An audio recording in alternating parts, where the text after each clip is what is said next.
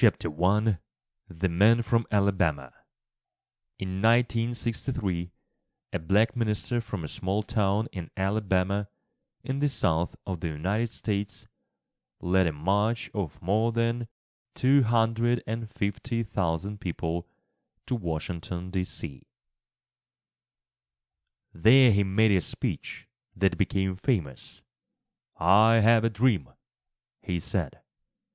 He dreamed of all the people of America, black and white, living together in peace and freedom. The minister's speech was shown on television all over the world, and he became a hero to millions of people who saw and heard the speech. But there were also people who hated this man and his ideas.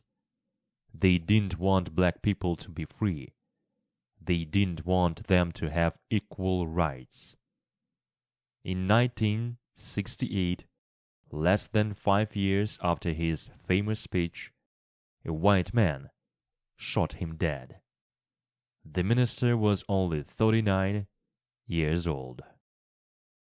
When people heard of his death, there was much sadness, and people cried in the streets.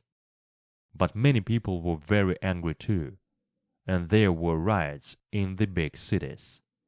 In Chicago and Washington, black people burned buildings and fought the police. Hundreds of black people were killed in these riots. Today he is remembered as one of the greatest Americans of the 20th century. Who was this man? Why did some people love him? Why did others hate him? The man from Alabama, the man who had a dream, was Martin Luther King, and the story of his life is the story of a people's fight for freedom. Chapter 2 Growing Up in the South. Martin Luther King was born on 15th January 1929 in Atlanta, Georgia. His father, who was also called Martin Luther King, was the minister in an Atlanta church. The King family were not poor. They lived in a good neighborhood of Atlanta, and they had enough money to live comfortably. When Martin thought about his early years in Atlanta, he remembered a loving family and friendly neighbors. But the King family were black. Less than 100 years before Martin Luther King was born, his people were slaves. Even in 1929, black people in the South of the United States didn't have the same rights as white people. Blacks and whites lived in different worlds. When blacks traveled on buses, they had to sit at the back of the bus. They couldn't sit beside whites. Most restaurants didn't sell food to black people. "Segregation is wrong, but things will get better in time," said Martin's father. "White people will start to think differently one day. We should be patient and wait, because you can't hurry change. It will come, but not soon. We have to wait for it." Young Martin didn't agree with his father. "If you want to change things, you have to act," he thought. He knew himself what segregation meant. When he was very small, he played with a little white boy across the street from his house. His friend's name was Warren. When Martin started school, he looked for Warren, but he was not there. After school, he went to Warren's house and asked to play with him. The boy's mother said that Martin couldn't play with Warren anymore, because Martin was black and his friend was white. When Martin came home that day, he was crying. He told his mother what had happened. "It doesn't matter what other people think," she told him. "You are as good as anyone else. Don't you ever forget that." Martin remembered his mother's words. He knew that she was right. He was as good as any white boy. But as he grew older, he saw how white people treated black people in Atlanta. Once, when he was in the center of town, he walked into a white woman. It was an accident, but the white woman hit him on the face. When someone asked her why she had done this, the woman replied, "That little black bastard stepped on my foot." Martin's face hurt, but the name that she called him, "little black bastard," hurt him even more. When he started high school at the age of 11, Martin began to make speeches. Of course, he often spoke in church, but at school he talked about the need of change in the South. When Martin was 14 years old, he won a prize for one of his speeches. He traveled to Washington with his teacher to get his prize, and they returned to Atlanta by bus. When a white man got on the bus, there were no empty seats, so the driver told Martin to get up and give the white man his seat. Martin refused. Why should he give his seat to this man? The bus driver became angry and called him bad names. Finally, Martin gave the white man his seat because he didn't want to make trouble for his teacher. But he was angry. It was not fair that he had to stand while a white man sat in his seat. He didn't want to hate white people, but sometimes it was hard not to hate them.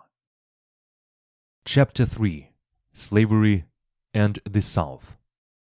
In 1929, when Martin Luther King was born in Atlanta, Georgia, most black people in America lived in the South. In fact, 9 out of every 10 African Americans lived in the South. In every way, their lives were worse than the lives of Southern whites. They were poorer. They lived in worse houses. Their lives were shorter. Most blacks in the South couldn't vote. Some black people who were alive in 1929 had been slaves. They had belonged to their white owners, and they were treated like things, not people. White people could buy and sell slaves just like houses or land. In the past, many countries have used slaves. Hundreds of years ago, there were slaves in Rome and Athens. They worked on farms and in the houses of rich people, but they were not slaves forever. After some years, they became free men and women again. But in North and South America, slavery was different. In the 16th century, people from European countries like Britain, Spain, and Portugal began to move into North and South America. They cut down forests and cleared the land for farms. They needed men and women to work on their farms. Where could they find them? The answer was Africa. Men and women were taken from their homes in Africa and brought to North and South America to work on farms and on roads.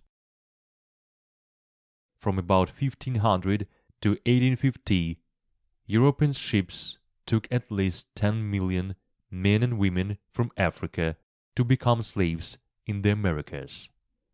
The ships were very full, and the men and women didn't have enough food, water, or air. Hundreds of thousands of Africans never reached America. They died on these slave ships. When African slaves arrived in America, they were sold to white farmers. Often people from the same family were sold to different owners and never saw each other again. Husbands lost their wives, and children were taken away from their mothers. In the south of the United States, the farms were very big. The farmers usually grew sugar or cotton, and they needed slaves to do the hard work in the fields. The white farmers gave the slaves food, clothes, and houses, but the slaves had to stay on the farm. They belonged to the farmer. When slaves ran away, they were usually caught and brought back to their owners. Then they were beaten and sometimes even killed. Many slaves fought against the slave owners. In 1791, a black slave called Toussaint Louverture led an army of slaves against French soldiers on the island of Haiti. Toussaint died in a French prison, but in 1804, Haiti became the first free black country. In Virginia, in 1831, a slave called Nat Turner led slaves against their white owners. They didn't succeed, and Turner himself was killed.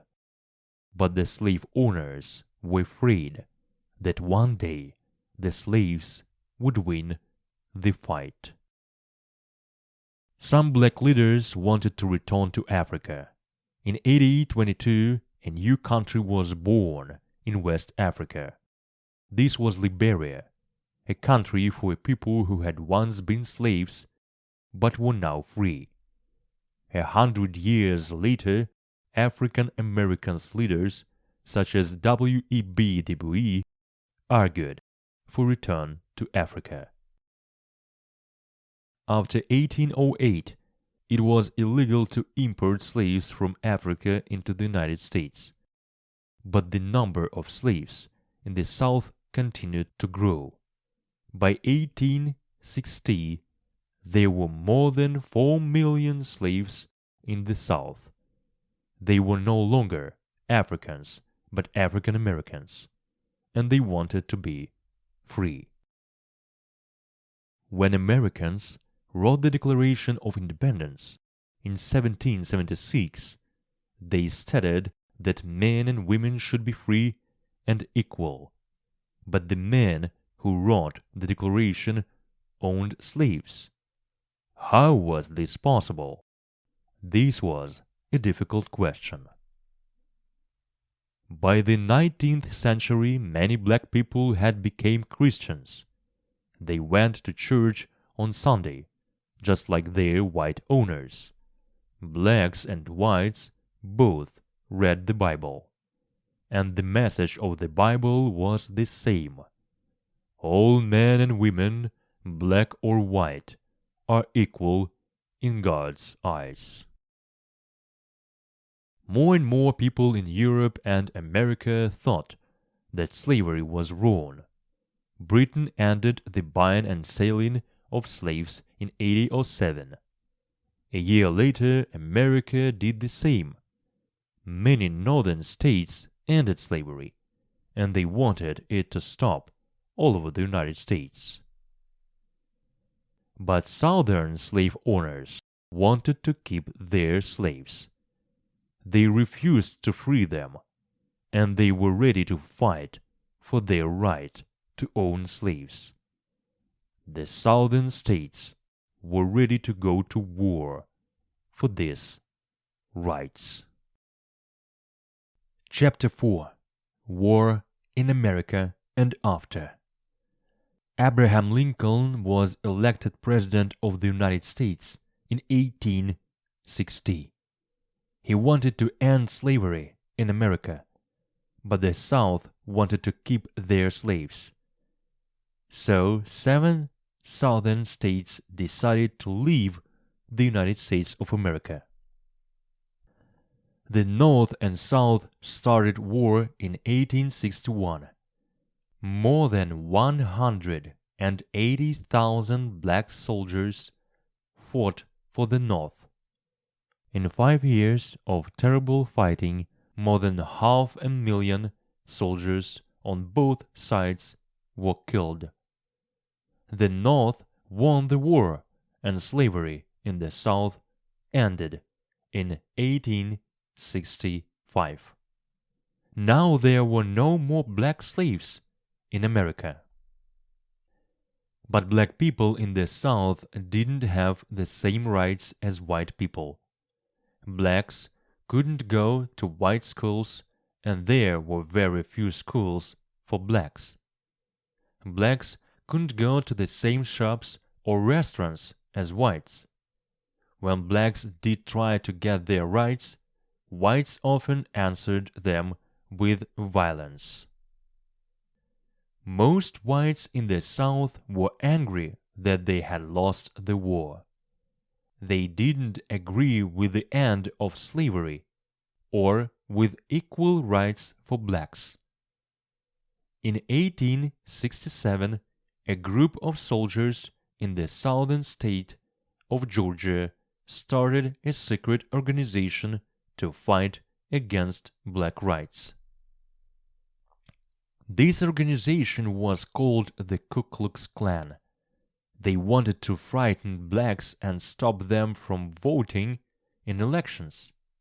Klansmen dressed in white clothes and covered their faces, so nobody could see who they were. Sometimes they took black people out of their homes and beat them or killed them. They also burned the schools, homes, and churches of black people. In the 1819s, more than 1,000 blacks were killed by whites in the South. Most blacks were too frightened to tell the police because many policemen in the South actually belonged to the Klan. Early in the 20th century, more than 4 million whites belonged to the Ku Klux Klan. Now that blacks were not slaves, they were free to move out of the South. Thousands of blacks left the South and moved northern cities like Chicago and Detroit. There was more freedom for blacks in the North, and there was work for them in the factories. By the beginning of the 20th century, a quarter of blacks lived outside the South, mostly in big northern cities. In the 20th century, blacks began to play a more important part in the life of America. New schools and universities for blacks opened. Jazz, the music of black people, became popular all over the world. Harlem, a black neighborhood of New York City, became the center for black musicians like Duke Ellington and black writers like Langston Hughes. Paul Robeson was a famous black singer and actor. He sang about the troubles of black people, but many whites were angry when he appeared in Shakespeare's play Othello with a white actress as his wife. There were many black sportsmen. The great black runner, Jesse Owens, won gold medals for America at the 1936 Olympic Games in Berlin. As Hitler and other Nazi leaders watched, Owens beat the best white runners. The boxer Joe Louis was born into a poor black family in Alabama in 1914 and was taken to Detroit when he was 10 years old. In 1937, he became the world boxing champion. His greatest fight was against the German boxer Max Schmeling. Louis had lost to Schmeling in their first fight. When Schmeling returned to Germany, he was called a hero by Nazis. Hitler himself said that because Schmeling had won, whites were stronger than blacks. When Louis beat Schmeling in 1938, blacks all over America were wildly happy. Joe Louis fought 20 times as world champion and was never beaten. In 1941, America entered the Second World War. Black soldiers fought bravely for their country, but the American army was segregated. Black soldiers didn't fight beside white soldiers, and they were not treated as well as white soldiers. When black soldiers protested about this, there were often fights between black soldiers and white soldiers. When these black soldiers returned to America, they wanted equal rights for themselves. In some of the countries they had visited, black people had the same rights as white people and were treated fairly. After the war, even more blacks moved to the north and became richer. Some things got better. Black workers in 1950 were paid twice as much as black workers in 1940, and more blacks began to go to university. But black Americans got much less money than white Americans, even when they were doing the same jobs. The Second World War had been a war against racist ideas. Many whites in America realized that their own country was racist. Blacks began to vote and white politicians began to listen to them. In 1948, President Truman ended segregation in the army. In 1954, a new law said that blacks and whites must go to the same schools and learn together. Things were getting better for black people, but they wanted more. They were ready for someone to lead them towards greater freedom. They were ready for Martin Luther King. Chapter 5. Learning. Martin Luther King was an excellent student. When he was only 15, he went to Morehouse College in Atlanta. He was a clever young man, and he finished his studies there in 1948. Martin's father wanted him to be a minister, but at first Martin said no. He didn't want to follow his father so soon. He was learning exciting new ideas from his teachers at Morehouse, and there was so much more that he wanted to know. But slowly, Martin began to think differently. He decided to become a minister like his father, but to be a teacher too.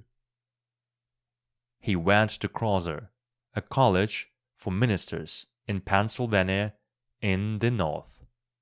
There were many white students at the college, but Martin was happy to find that they were friendly towards him. In fact, they welcomed him. Martin realized that black people and white people didn't have to hate each other. But how could he make white people in the South see this? He wanted to make them think like him, but he didn't know how. He began to think seriously about this. In his last year at Crozer, Martin went to hear a talk about the Indian leader, Mohandas Gandhi. Gandhi and his followers had fought against the British in India, but they had used non-violence, not guns, to get a free India. They had refused to pay money to the British government.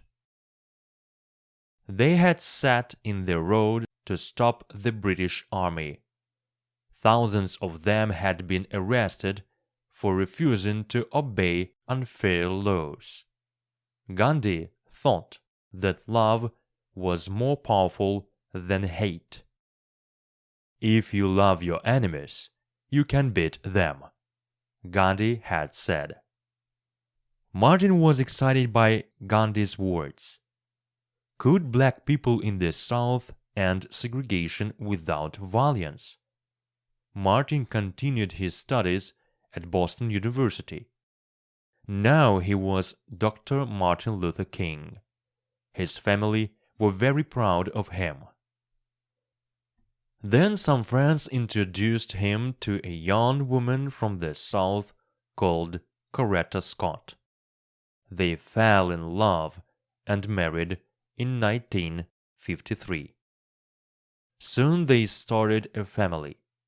For the rest of Martin Luther King's life, he and Coretta worked together to fight segregation in the South.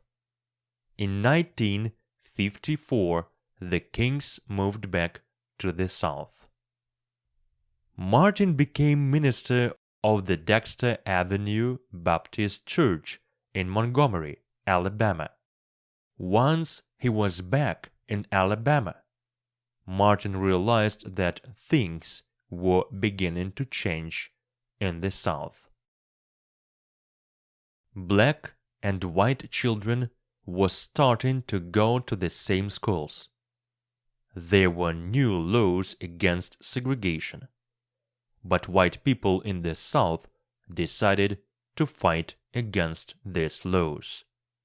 Clearly, trouble was coming in the South, and the trouble began in Martin Luther King's new home, Montgomery, Alabama.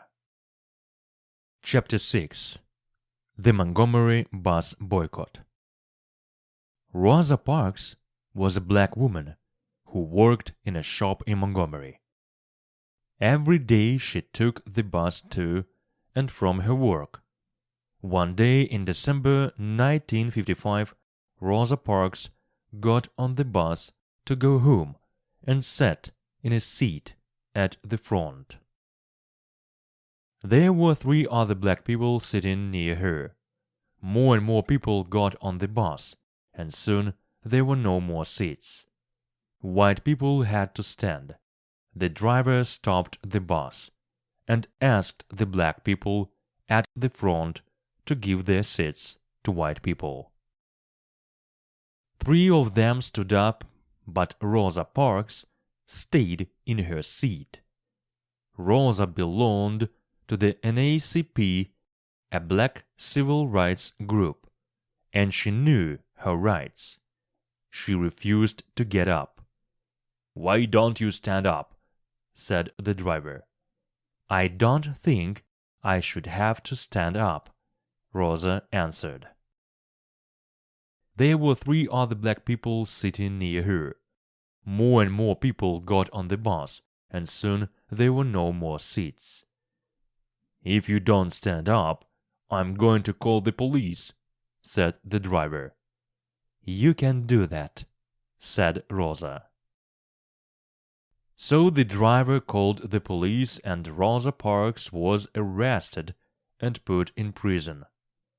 The arrest of Rosa Parks made many black people in Montgomery very angry, but it gave them a chance to protest against the policy of segregation on the buses. For years, the NAACP had wanted to take action against the city's bus company. Now they had a chance, but who could lead them? Martin Luther King had only been minister of the Dexter Avenue Baptist Church for a year, but he was well known for his honesty. The NAACP asked King to meet them and decide what to do. It was time to end segregation on Montgomery's buses. They met in King's church. King said that black people should boycott the buses in Montgomery. If we refuse to ride on the buses, the company is going to lose a lot of money, he said. In the end, they will have to end segregation. King agreed to lead the boycott. When the meeting finished, King was worried. He discussed his worries with Carta, his wife. Will the bus boycott succeed? He wondered. Will black people obey the boycott? Most black people don't have cars, so how are they going to get to work? If people can't get to work, perhaps they will lose their jobs. Maybe the boycott will hurt black people more than it will hurt white people. How will that help black people? There were a lot of questions, and King and his wife talked for hours. Neither of them slept well that night. Next morning, King and Carta got up and looked out the window. There was a bus stop in front of their house. They waited for a bus to come. At last, the first bus came, and it was empty.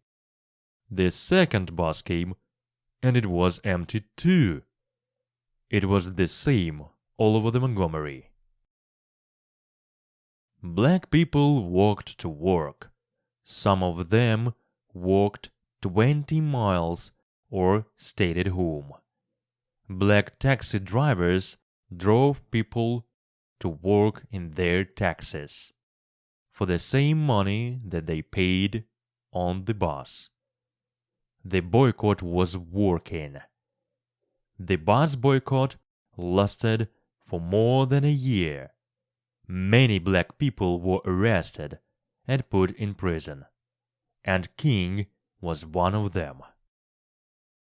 Some white people were angry with King and they thought he was dangerous.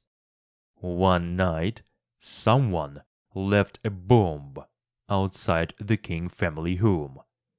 It exploded, but luckily no one was hurt. The bus company was losing money, but it refused to change its policy. Shops in Montgomery were losing money too, because black people were not coming into town to shop. The owners of the shops wanted the boycott to end, but the bus company didn't want the NAACP to win. The boycott leaders went to an Alabama judge. They said that segregation on buses was wrong. The Alabama judge didn't agree with them. So, they went to Washington to see the most important judges in the country. On 13 November 1956, these judges said that segregation in buses was against the law. The Montgomery bus boycott had succeeded. Chapter 7. Big Trouble in Little Rock.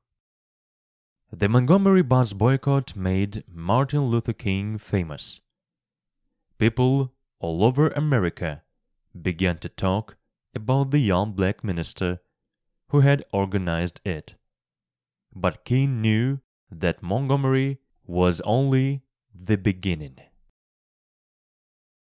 Black people had won their fight in Montgomery, but it was not the only fight that they had to win in the South. To win their civil rights, black people needed to organize themselves.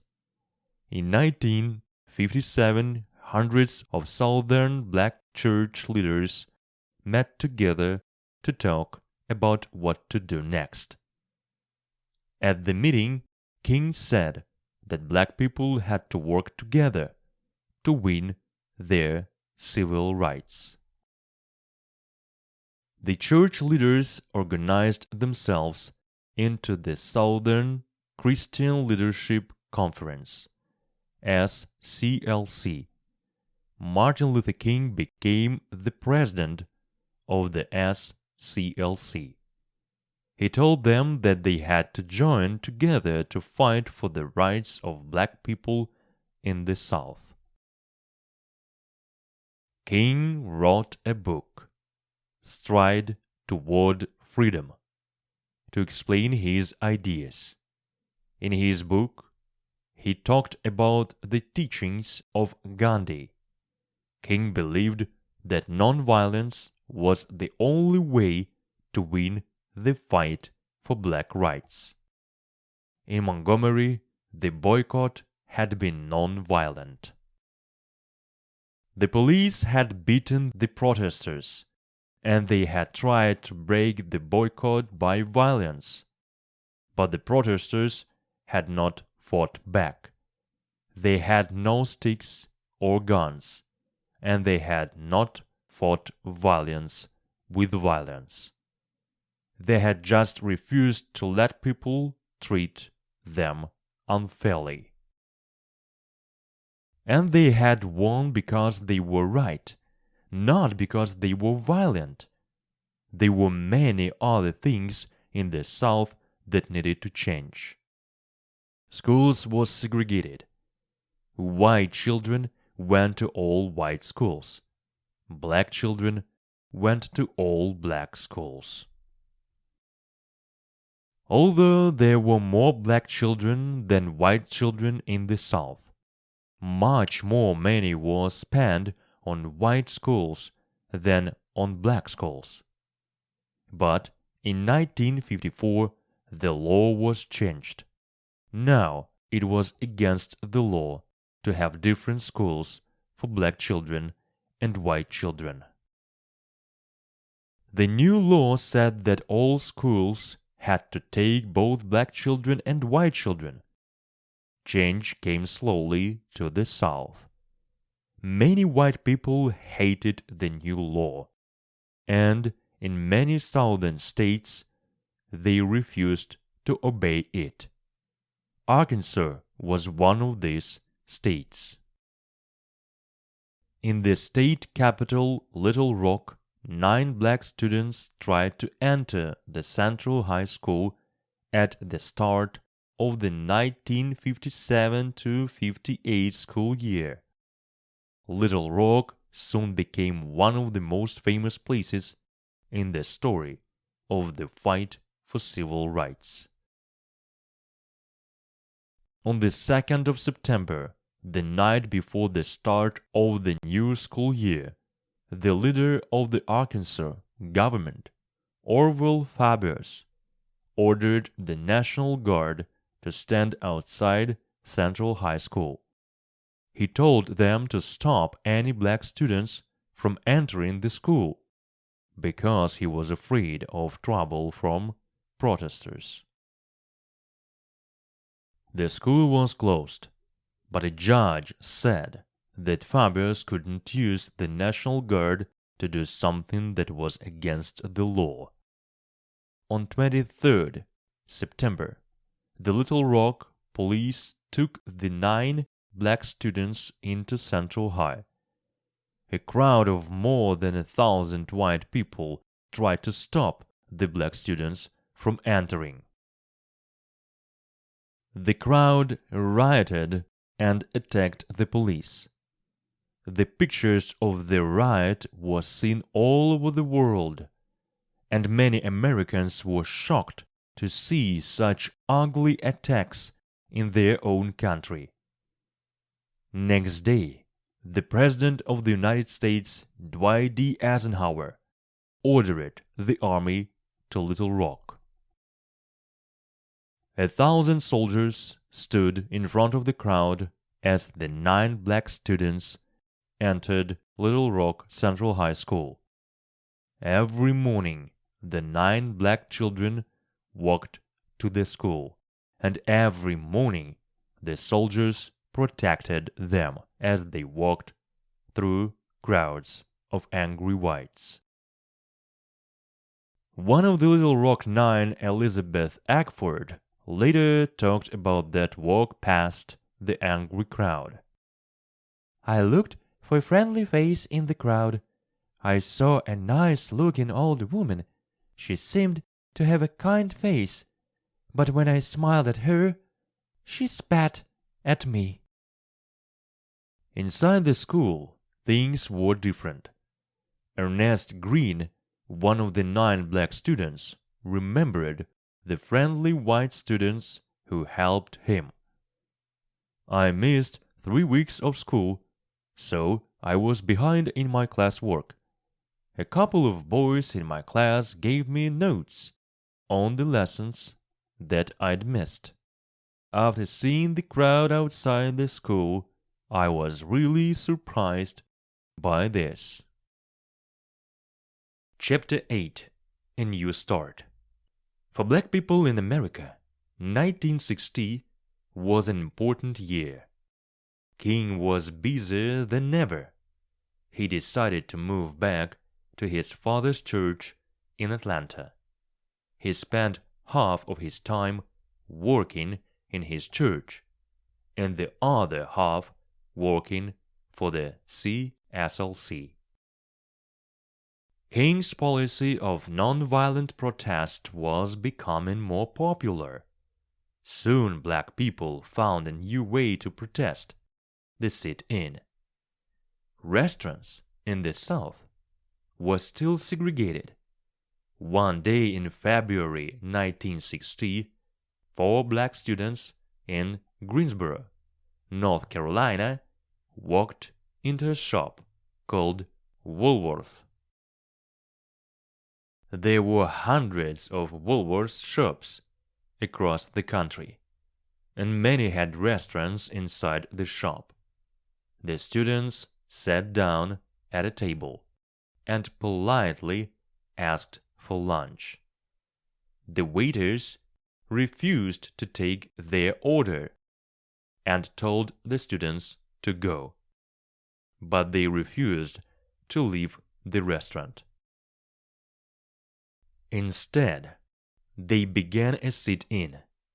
They sat at their tables and waited until the restaurant closed. Next day, some more students joined them. Then, some white students joined the sit-in, too. The Greensboro students were arrested, but the sit-ins didn't stop. Soon, there were sit-ins at restaurants all over the South. More white students from the North traveled to the South to join the sit-ins. In July 1960, Woolworths finally agreed to let both blacks and whites use their restaurants. Other big companies did the same. So, once again, nonviolent protest had been successful in the battle for civil rights. Martin Luther King joined the sit-ins. When students held a sit-in an Atlanta restaurant in October 1960, King stayed with them. He was arrested and put in prison. King was not sorry to go to prison. Like Gandhi, he believed that he should not obey a bad law. If the law is unfair, he argued, then it is right to break it. It is better not to obey a bad law than to obey it. If this means that you go to prison, then you have to accept that. King was not afraid of prison, but King's family and friends were afraid for him. They knew that King's life was in danger in prison. He had many enemies, and there were people who wanted to kill him. In the South, in 1960, it was not difficult to kill a black prisoner. Coretta King went to John F. Kennedy for help.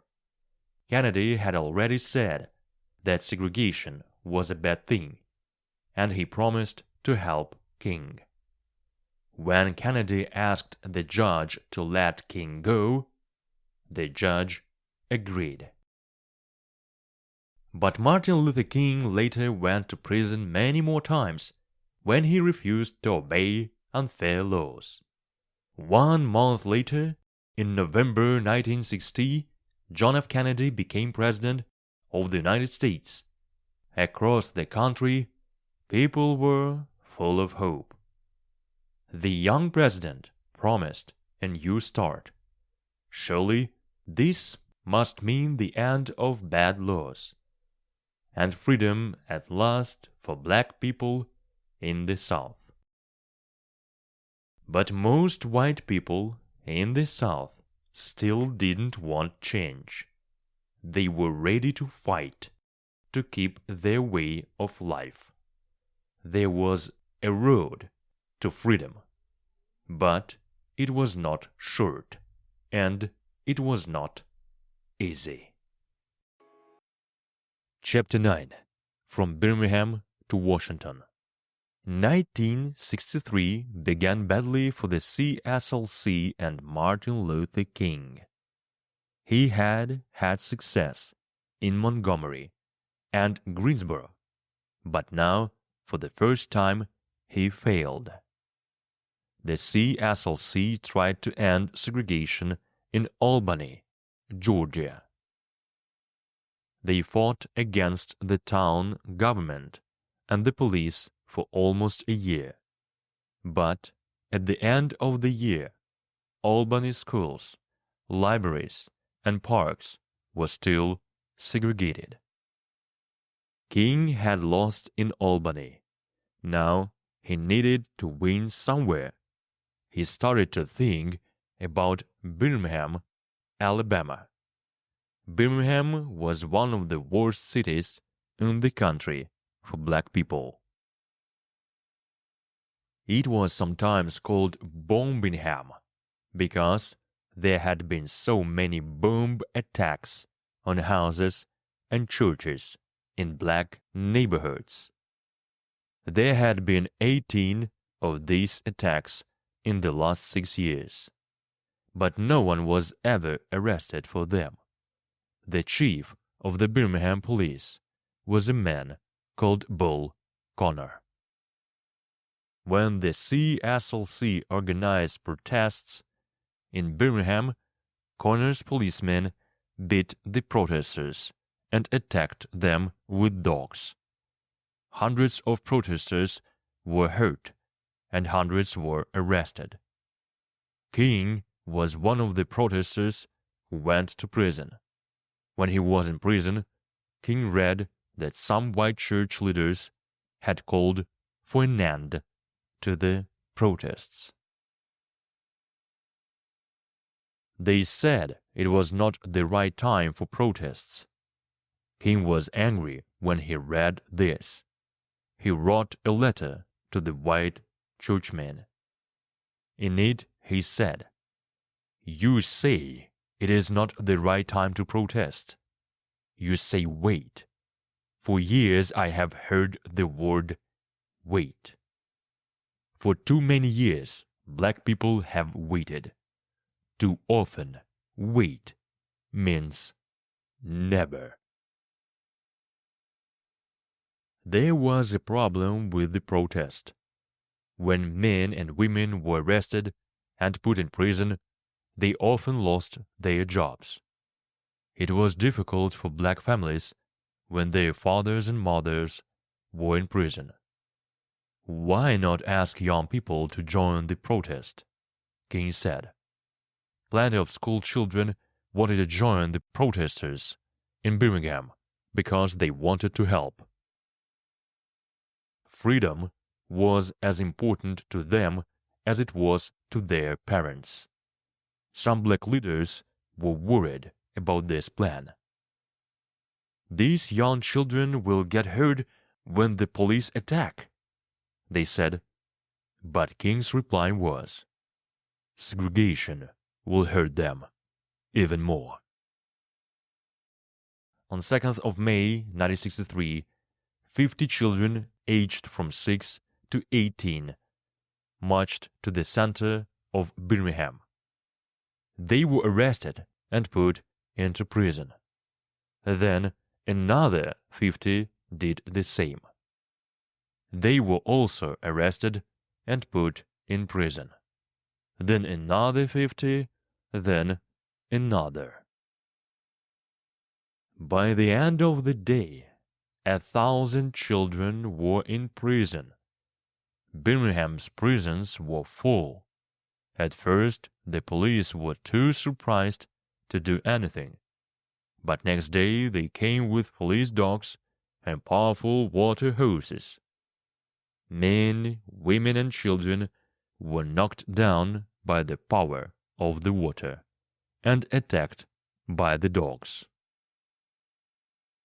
When the protests were shown on television, the violence of the Birmingham police shocked many Americans.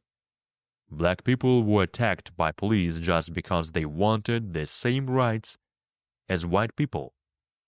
People all over the country knew that this was not right. They knew that things had to change, and people in other countries were shocked too. How was this possible in a country like the United States of America, the land of the free? People began to ask questions about freedom in America. Was it only for white Americans? What about black Americans? Birmingham agreed to stop segregation in its schools and on its buses. King had won the battle. Later in the year, he had his finest moment. In the summer of 1963, President Kennedy tried to get a new civil rights law. Civil rights leaders organized the biggest protest march of all to support the president. They wanted people from all over the country to go to Washington, D.C. and ask for equal rights for black Americans. On 28th of August 1963, more than 250,000 people came to Washington and marched to the Lincoln Memorial. There were speeches and songs. Finally, Martin Luther King stood up and made the greatest speech of his life. "I have a dream," he said. In the America of his dream, blacks and whites were equal and lived together in peace. This speech was shown on television all over the world. People cried when they heard King's words. Surely things must change now, they thought. The country was full of hope for the future. But later, in that year, 1963, America was once again shocked by terrible violence. Chapter 10. This country is sick. A month after King's Washington speech, there was more violence, again in Birmingham, Alabama. A bomb was thrown into a black church, and 4 young black girls were killed. King's message didn't change, but the bomb made it harder to convince people that nonviolence was the answer. On the 22nd of November 1963, President John F. Kennedy was shot dead in Dallas, Texas. King had known Kennedy well and worked with him. They had argued about the best way to win equal rights for blacks, but they had agreed that equal rights for all must come soon. Like most Americans, King was shocked by Kennedy's death. "This country is sick," he said. Sometimes he thought about his own death. Perhaps somebody hated King enough to kill him too. He wondered about the new president. Lyndon B. Johnson came from the South. What was his policy on segregation? Did he want to end it, like Kennedy, or to continue with it? Nobody knew the answer yet. After his Washington speech, King became famous all over the world. When people thought of the fight for civil rights in America, they thought of Martin Luther King. In 1964, he won the Nobel Peace Prize for his civil rights work. He was only 35 years old, the youngest person and only the second American ever to win this important prize. At the end of 1964, Time magazine named him Man of the Year. King's work continued. In the South, very few black leaders were elected to government. Before people could vote, they had to register. Very few blacks did this, because it was very difficult. In Mississippi, for example, only 7% of blacks were registered to vote. King realized that he had to get blacks to register and then vote. That was the best way to change the segregation laws in the South. Registering black voters was difficult in many states, but Alabama was one of the worst. More than 300,000 blacks in this state wanted to vote but were not registered. King was asked to help black voters to register in Selma, Alabama. Selma was a small town of 30,000 people.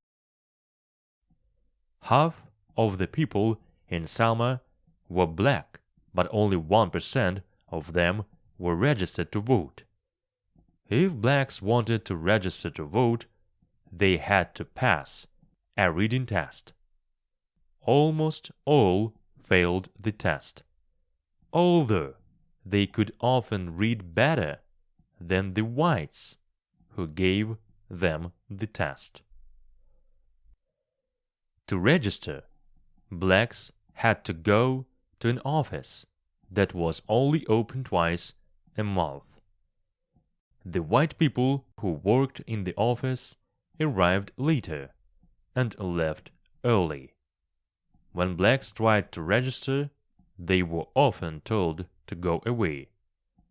King and the SCLC planned a protest march from Selma to Montgomery, 50 miles away.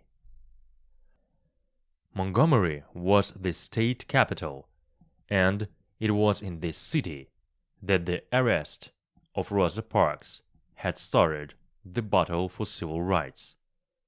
The march started on 7th March. Police met the marchers on the road to Montgomery and told them to go back. When the marchers refused, the police attacked them. They beat the protesters and one man was killed. Once again, people all over the world were shocked by police violence against peaceful protesters. President Lyndon B. Johnson ordered the Selma police to protect the marchers. On the 23rd of March, the march from Selma to Montgomery started again. It took 5 days, but this time there was no violence. When the march entered Montgomery, there were 25,000 marchers, black and white. The leader of the Alabama government, George Wallace, refused to meet the marchers or listen to their protests. But the message of the marchers reached the government in Washington. Later that year, Martin Luther King was there when President Johnson signed the Civil Rights Law of 1964. This law protected the rights of all Americans to vote, and it was one of the most important laws of Martin Luther King's life. It made a big difference to blacks in the South. In 1963, only 6% of blacks in the South were registered to vote. By 1969, 66% were registered. No one could stop blacks from voting for their own leaders. Chapter 11. I'm Black and I'm Proud. The 1916s were a time of great change in America. Young people all over America were asking questions about their country. They didn't always believe what their parents believed. They wanted change. At the March on Washington, a young singer called Bob Dylan put the thoughts of young Americans into his song, "The Times They Are A-Changin'." Things are changing fast, the song said. The old must listen to the young, and they cannot stop change. Young blacks didn't want to wait patiently for change, although they knew that Martin Luther King had worked hard for equal rights. They thought that change was happening too slowly. They wanted power for black people, and they didn't want to ask politely for it. Perhaps violence was necessary for change, they thought.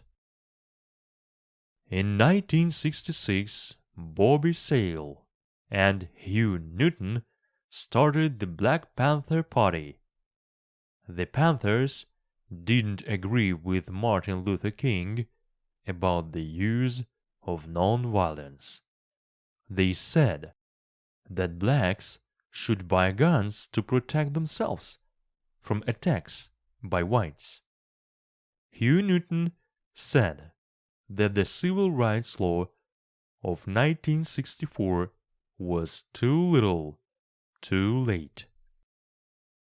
After a fight between the Panthers and the police, Newton was arrested and put into prison because he killed a white police officer. Crowds of Panther supporters marched through the streets, shouting, "Free Hugh! Free Hugh!" Other Panthers died in battles with the police. Most white Americans were afraid of the Black Panthers. They thought that they were violent criminals. But the Panthers also did some good work. They opened schools in poor black neighborhoods and gave food and clothes to blacks. After a few years, the Black Panther Party broke into smaller groups.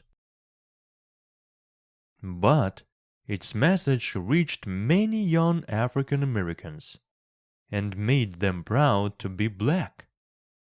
They started to learn about Africa, eat African food, and wear African clothes. Another person who wanted a different America for blacks was Malcolm X. In the past, many blacks had the name of their slave owner as their last name. So, Malcolm changed his last name from Little to X. For him, it was a way of saying goodbye to slavery. Like the Black Panthers, Malcolm X didn't agree with Martin Luther King about the use of violence. Blacks shouldn't ask for help from whites, he thought. Blacks should help themselves. Violence was necessary when you were fighting for your rights. Malcolm said that blacks should fight violence with violence. It was the only language that white racists understood. If a man speaks the language of violence, said Malcolm, you can't speak to him in the language of peace. He'll break you in two. If a man speaks French, you can't speak to him in German. In many of the poorer neighborhoods of America's big cities, young blacks rioted. Many people died in these riots. In the 16th, many important black writers and musicians became famous in America. Writers like James Baldwin and Toni Morrison showed Americans what the lives of black people were like. In his book, The Fire Next Time, Baldwin warned of terrible violence in the future. To stop this, whites must change their ways, he said. The black musician Stevie Wonder sang about the difficulties of young blacks. One of his songs told the story of a young boy who was born in the South but moved to Chicago to find work. He finds that in the North he is free, but free only to be poor. Why was anyone surprised that young blacks were angry? Perhaps the most famous black man in the 1916s was the boxer Muhammad Ali. Born Cassius Smuggler's Clay in 1942 in Louisville, Kentucky, young Clay won an Olympic gold medal in 1960. He fought the world champion Sonny Liston in 1964, and, to the surprise of most people, Clay won. After the fight, he surprised the world when he said that he had become a Muslim and had changed his name to Muhammad Ali. "Don't call me Cassius Clay," he said. "That's a slave name." Ali was loud and proud and clever. "I'm the greatest," he said. And he was. No one could beat him. He began to speak out against racism. In 1967, he refused to join the U.S. Army and fight in Vietnam. Because of this, he was put in prison and he was told that he was not the world champion anymore.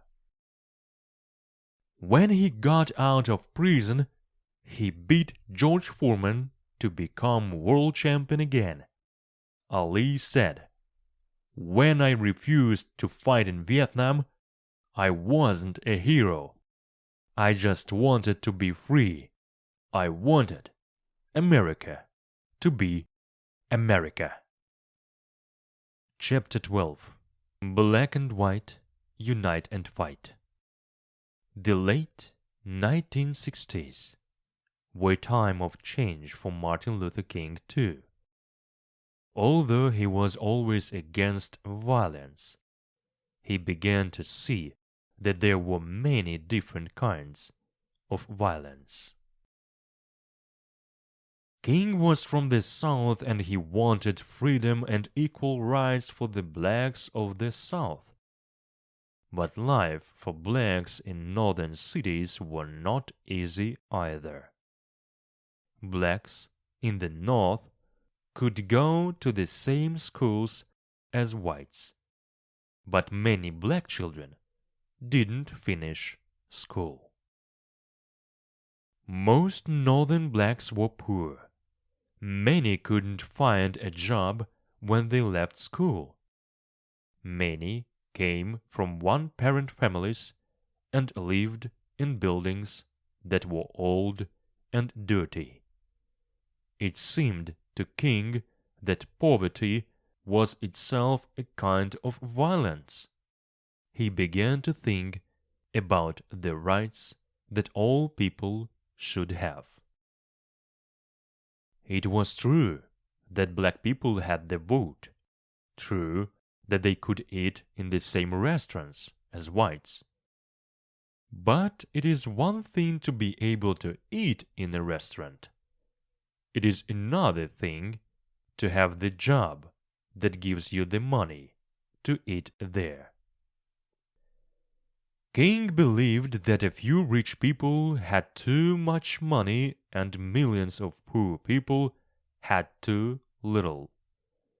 He wanted an end to poverty, and that meant that someone had to take money from the rich and give it to the poor. It was a strong message, and many people who supported King on civil rights were not sure about it. These new ideas seemed dangerous to many of his supporters. King took his marches and protests to the great northern city of Chicago. He wanted to show America how black people lived in the cities of the North. And he saw that it was not just black people in the big cities who were poor. There was poverty among whites too. King wanted to unite poor black and poor white people to bring them together to end poverty.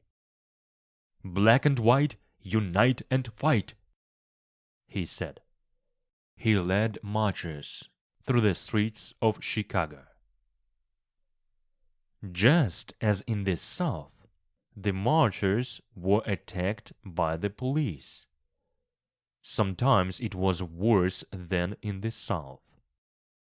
The marchers were hit with sticks and bottles. Some black leaders didn't agree with King. They thought that he should only speak for black people. Why should he speak for poor white people? Poor whites had their own leaders. But King had decided what he wanted to do. He planned to lead a poor people's march on Washington. And now, everyone in America was thinking about a new problem, Vietnam. All through the 1960s, America was at war in Vietnam. Every year, more and more American soldiers were sent to fight in Vietnam. By 1968, more than 500,000 American soldiers were fighting there. Many of these soldiers were black and came from poor families. In the end, more than 58,000 American soldiers died in Vietnam. Vietnam was a terrible war. More than 2 million soldiers from North and South Vietnam were killed. More than 2 million Vietnamese who were not soldiers were killed or hurt. Thousands of villages were destroyed and rice fields were burned. Many Americans were against the war. They thought it was wrong for America to go to war with a small country like Vietnam. King agreed with them. He was worried about what his country was doing. He decided to speak out against the war. Some of his friends told him not to do this. They said the war was not his business. He should only talk about the problems of black people. But on 4th of April 1967, King made an important speech about Vietnam. He said he couldn't be silent about the war anymore. People had said that he should not speak about peace. He should only speak about civil rights. "These people," King said, "do not know me. They do not know the world in which they live." Then he attacked the U.S. government. He said the war on Vietnam was wrong. The burning and the bombing had to stop. The killing of Vietnamese men, women, and children had to stop. "I speak as a child of God and as a brother to the poor. I speak as an American. The Vietnamese, too, are my brothers and sisters.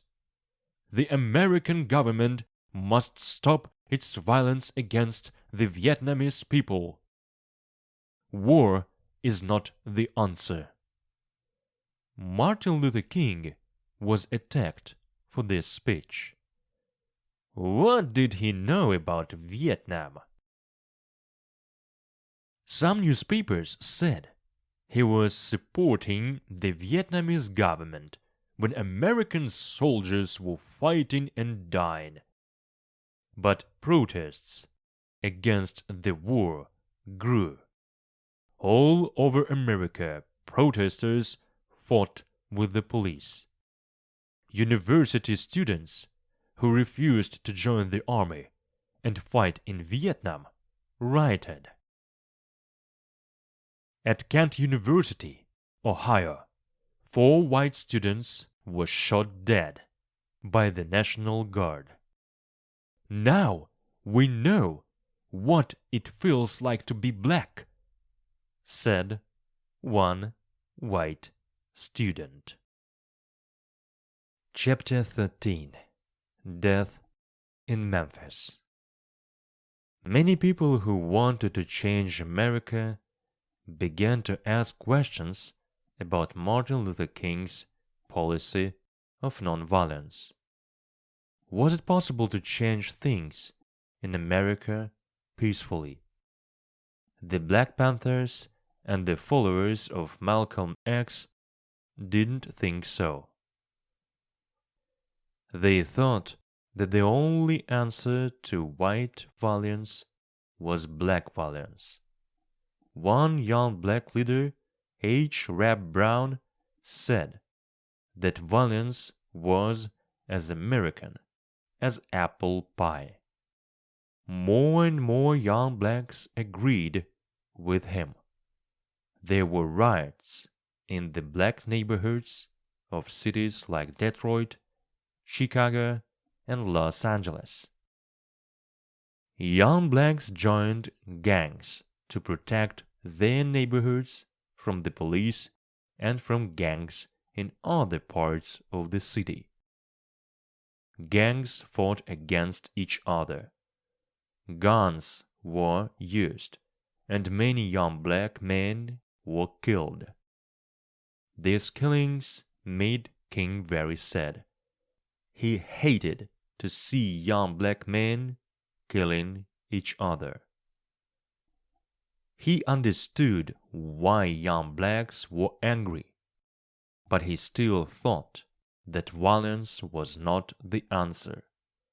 He tried to persuade young blacks to stop fighting each other and instead start fighting the government that kept them in poverty. But few young people wanted to listen to him. They thought that Martin Luther King didn't understand them. To them, he was yesterday's man. He belonged to the past. In 1968, King was tired. Speeches, marches, and protests had been his life for more than 12 years. He had won many battles. Black people were free than they had been when he began his fight for civil rights. But he knew that there were many more battles to fight. Blacks were still poorer and less successful at school than whites. There were few blacks in important jobs. Young black people didn't remember the battles King had won. They wanted more change, and they wanted it now. In March 1968, a group of workers in the city of Memphis, Tennessee, decided to stop work because they were badly paid. Most of these men were black, and they worked hard to keep the city clean. They asked Martin Luther King to help them with their protest. King agreed to march with them. The marchers wanted to protest peacefully, and they sang and held hands. But gangs of young blacks didn't want to protest peacefully. They attacked the march, broke shop windows, and fought with the police. A young man was killed in the fighting. After the march, King talked to the gangs. He explained what he was trying to do. He said that violence was not the answer. They needed to hold a peaceful protest. That was the only way that the workers could win. Some of the young men from the gangs argued with King. They said the times had changed and that peaceful protests didn't work anymore. Finally, King persuaded them to join him. The gangs agreed to join the workers on their next march. They promised not to use violence. The date for the next march was the 5th of April. On the 3rd of April, King came back to Memphis and made a speech. It was full of hope. "I have been to the mountain top," he said. "I have seen the promised land.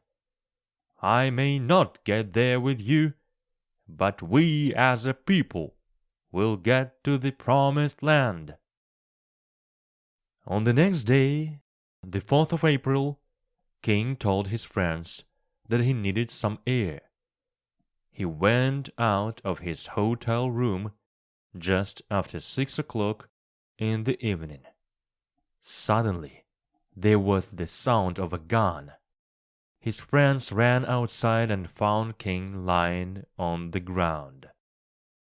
Someone had shot him. Jesse Jackson, one of King's young supporters, held him in his arms. An hour later, Martin Luther King died in a Memphis hospital. He was 39 years old.